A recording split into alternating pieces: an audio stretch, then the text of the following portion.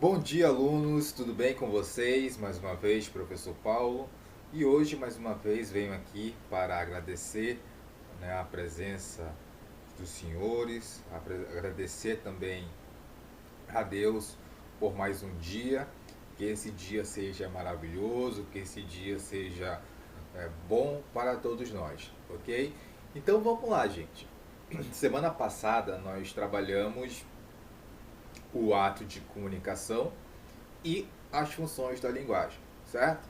Então nós vamos corrigir alguns exercícios, assim como fizemos ontem. Não vou corrigir todo o conteúdo, mas alguma coisa ou outra. E depois nós vamos para a estrutura das palavras. E se sobrar um tempo, a gente faz algum exercício para ter como parâmetro, tá bom? Então vamos lá. Aí vocês vão pegar, gente, agora na página, para a gente fazer a nossa correção, na página 52, tá bom? Na página eu estou aqui também com o meu livro, tá bom? Sempre eu estou com o meu livro, beleza? Então você também já pega o seu material didático, beleza? Vamos lá. Olha só, gente, o que acontece? Na página 52, nós temos uma tirinha que diz assim: opa! O rapaz diz opa e o outro responde: e aí, beleza? Beleza, bom te ver também, se cuida, valeu. Passou, eu consegui. Minha psicóloga vai ficar feliz em saber disso. Olha só, questão 42 diz o seguinte: considerando os dois primeiros quadrinhos, é possível imaginar que tenha havido uma conversa entre os personagens? Justifique sua resposta. Não, né, gente? A gente vê que não tem um assunto específico. Eles apenas ditam falas convencionais. Tipo, e aí, beleza? Como é que tá? Tudo bom? E aí, cara? Não sei o que. Então, são aquelas palavras em que, aquelas expressões, perdão, e que são convencionais. A gente não quer saber, e aí, tudo bom? A gente não quer saber exatamente se a pessoa está bem, a gente quer saber, né, se a pessoa está pronta para ter um contato, se a pessoa está, a gente vê, observa se ela realmente quer o contato, se ela não quer, se ela já consegue visualizar ou se ela não consegue visualizar o meu contato. Então é basicamente isso, tá bom? 43. Esse tipo de interação também é comum, letra C, tá, gente? Em um elevador, quando as pessoas se encontram. Então, quando as pessoas se encontram, e aí, tudo bem? Beleza? Beleza, tudo bem e tal, como é que tá e tal. Pronto, acabou. Né? Então, só aquele contato inicial. Beleza? Questão 44. No último quadrinho, a que o protagonista da tirinha se refere quando diz eu consegui? Talvez, né, gente, a gente consegue aí inferir, lembra da que a gente falou ontem de inferência? Talvez a gente consiga inferir de que ele estava passando por algum tratamento, né, já que ele fala da psicóloga e tudo mais. Então ele talvez tenha ali alguma dificuldade para fazer contato com as pessoas, de se comunicar com as pessoas. Tá? Então lembra que a inferência é muito importante, tá bom? Porque por mais que você não saiba quem é ele, o que ele faz, mas pelas palavras, pelo que ele falou, a gente consegue inferir que ele esteja ali passando por algum tratamento justamente para tentar se comunicar melhor com as pessoas, tá bom? Então vamos lá. Aqui, cadê? Assim, 45. Quais são as marcas de função fática na tirinha? Isso está na página 53, tá? Bom, gente, a gente sabe que a função fática ela visa o quê? O contato. Então é exatamente isso, né? Que essas expressões, principalmente nos primeiros quadrinhos, elas levam justamente a esse contato, né? Do canal e ver se a comunicação, se ela está pronta realmente para ser realizada, tá bom? Ao lermos a tirinha 46, que reflexão podemos fazer sobre as relações humanas nos dias atuais? Em sua opinião, o que gera esses problemas sociais?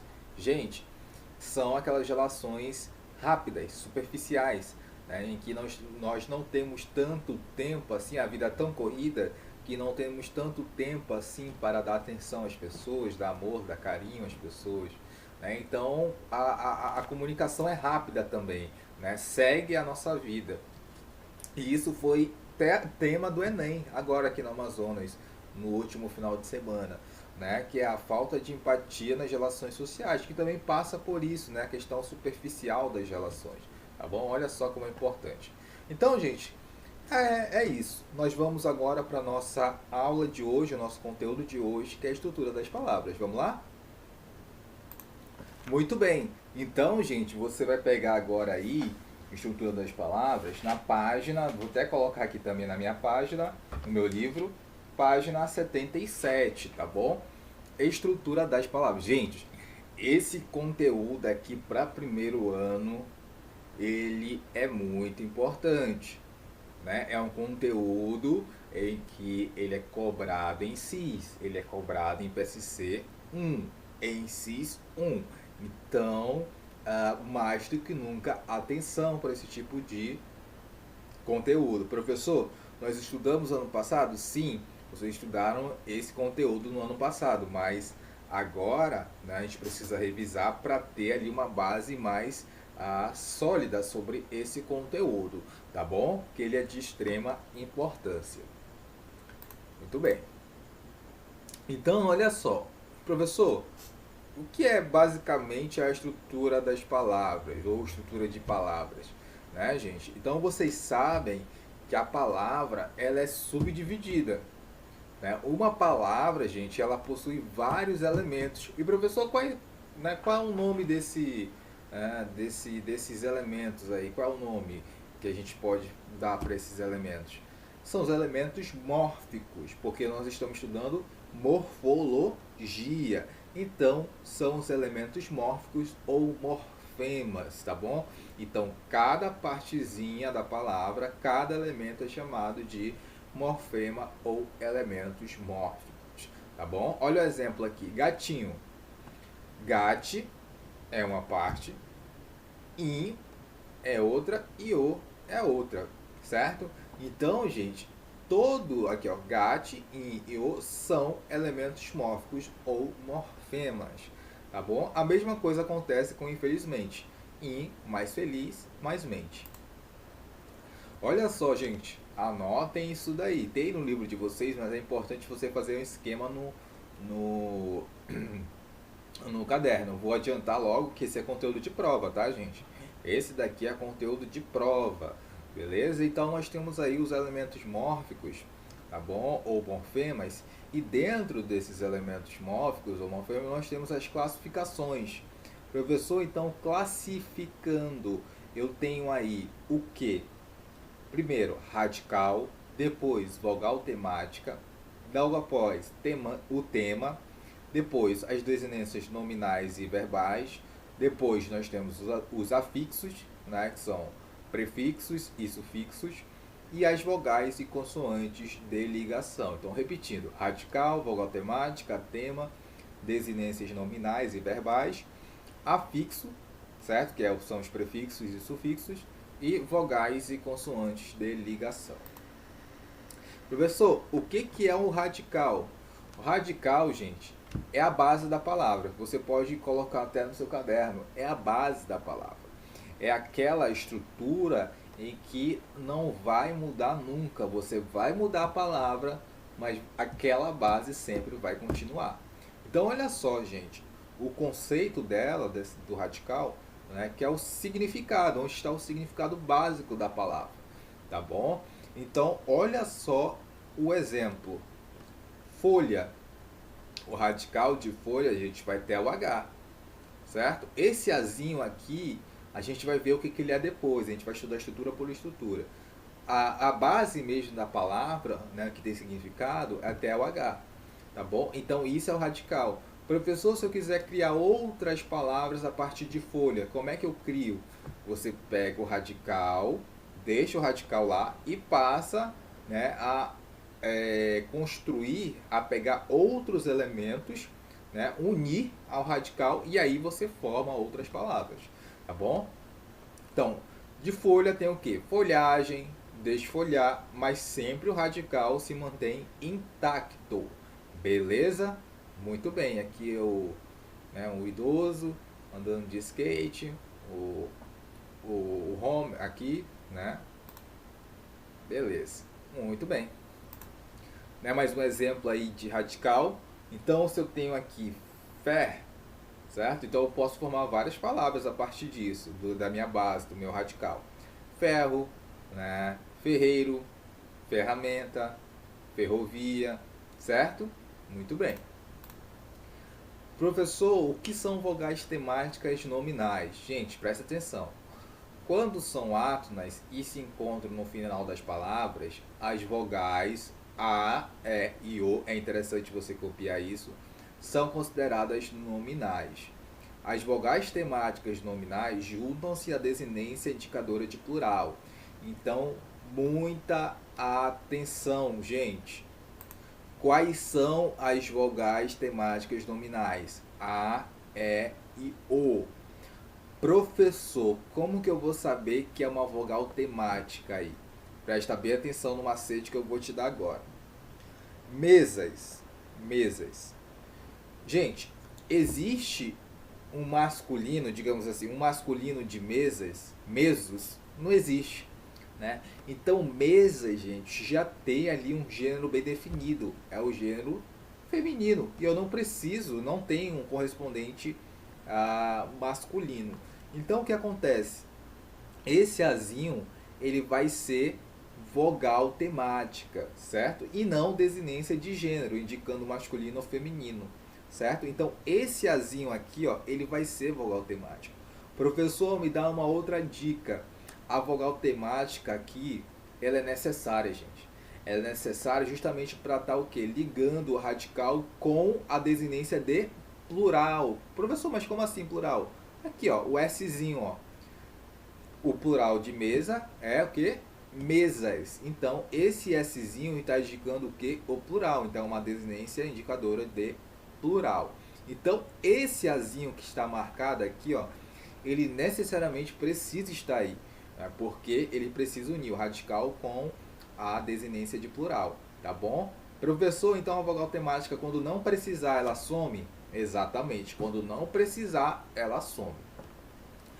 Aqui, ó, postos. Olha só, existe postas? Não existe, né, gente? Uma palavra feminina correspondente, não existe.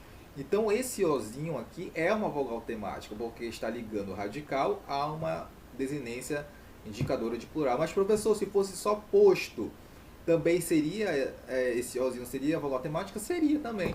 Seria também. O que eu estou falando é que quando aparecer a palavra desse tipo, tem que tomar muito cuidado, né? Porque vai aparecer a desinência indicadora de plural e aí você não se confunde.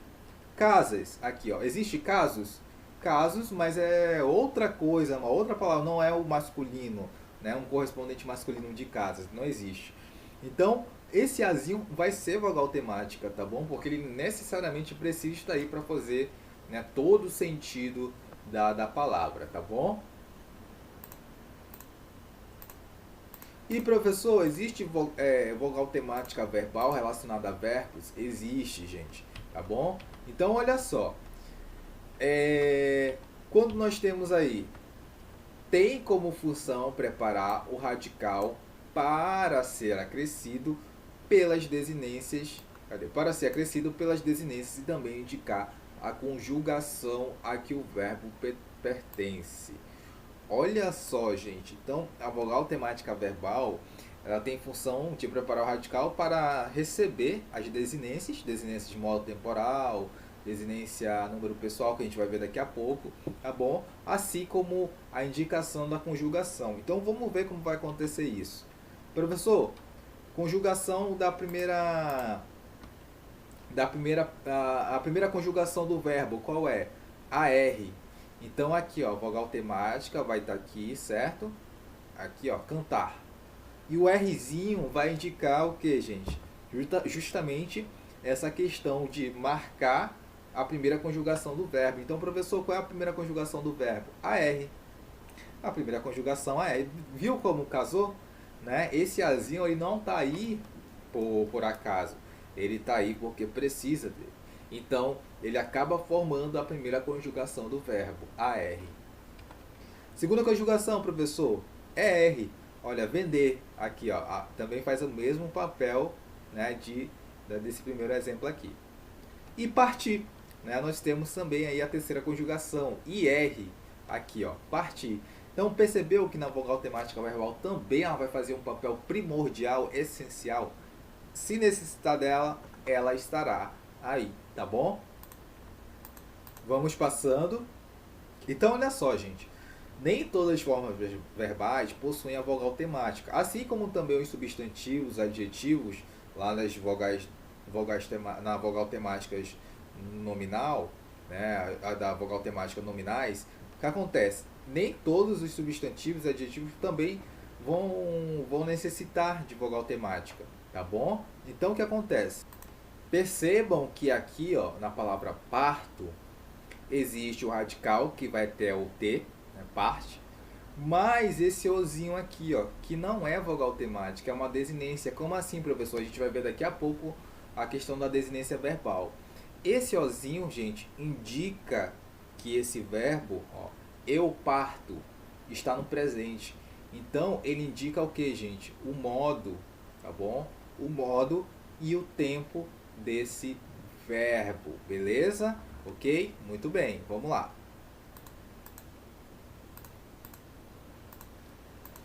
Professor, o que é o tema?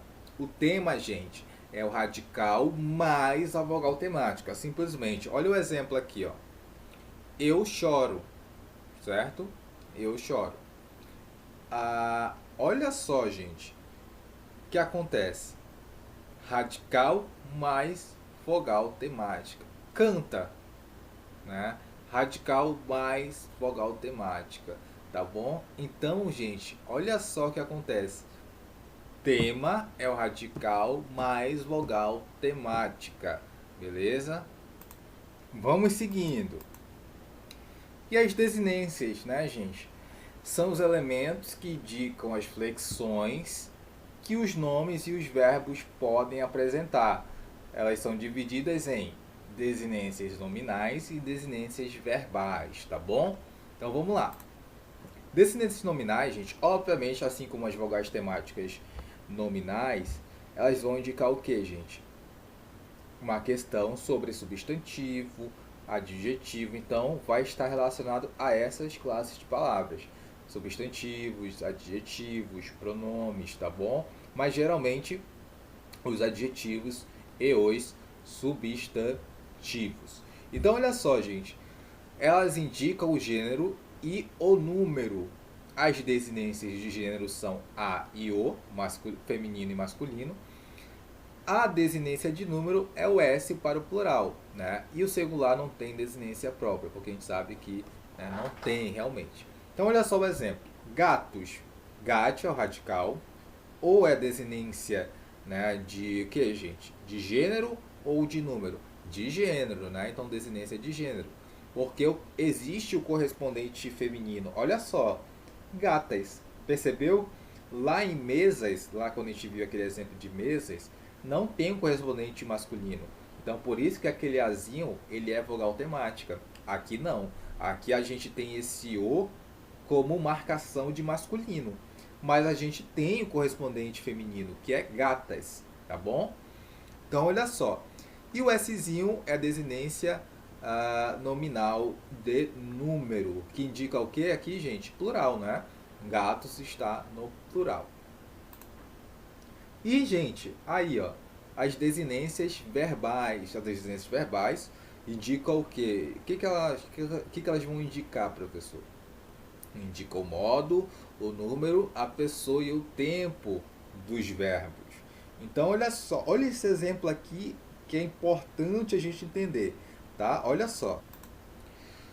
Cantávamos. Olha só, cantávamos. Nós temos cante, que é o radical. Nós temos o a, que é vogal temática, tá? Esse azinho é vogal temática.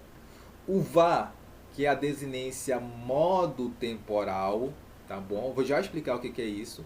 E nós temos o mó, que é a desinência número pessoal. Professor, o que é isso daí? Olha só.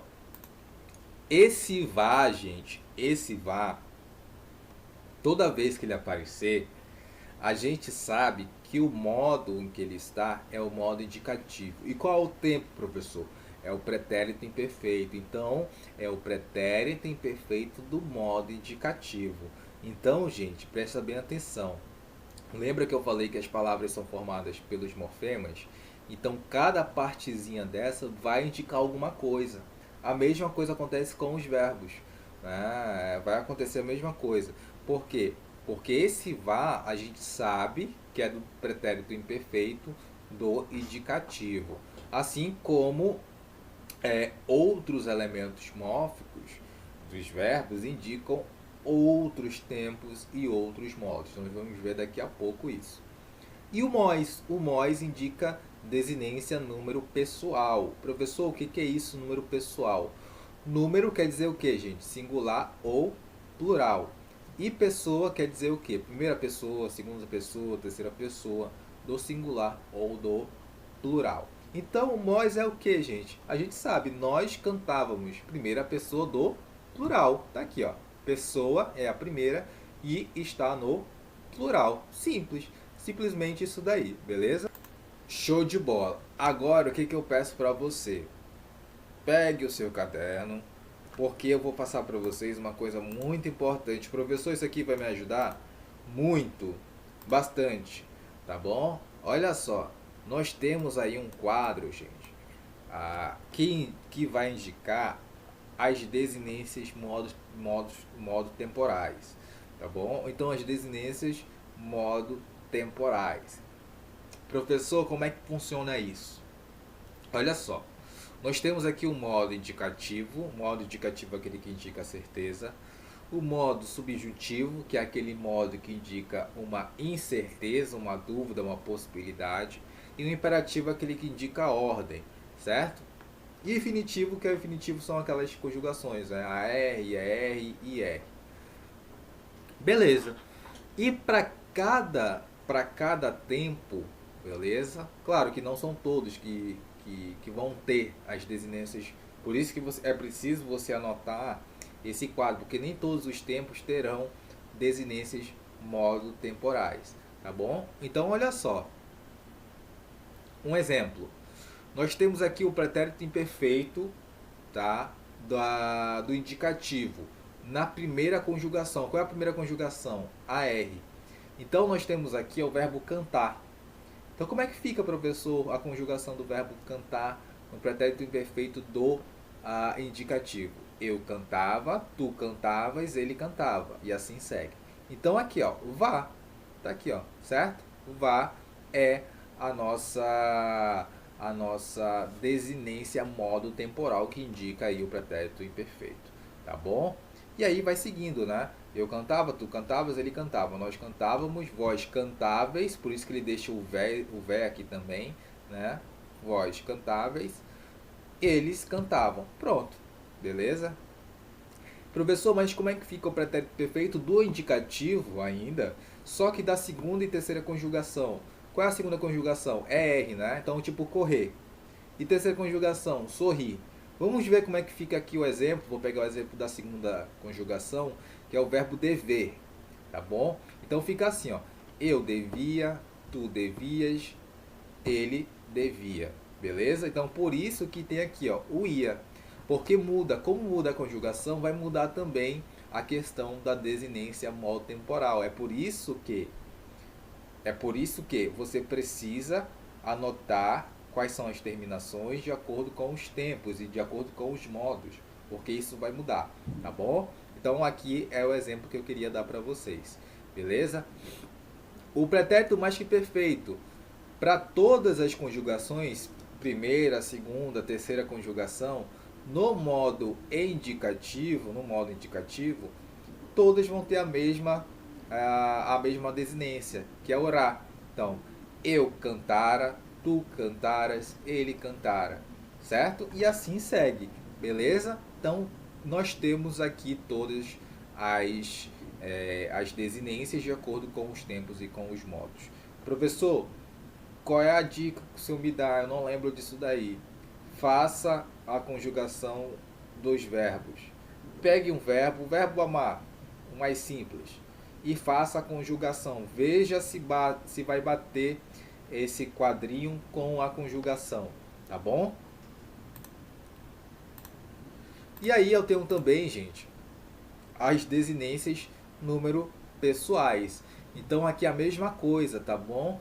Aqui ele vai marcar a terminação das desinências número pessoais dentro do verbo. Um exemplo, eu amo. Aqui, ó, certo? Eu amo. Professor, mas exemplo de que isso daí? Do presente do indicativo, certo?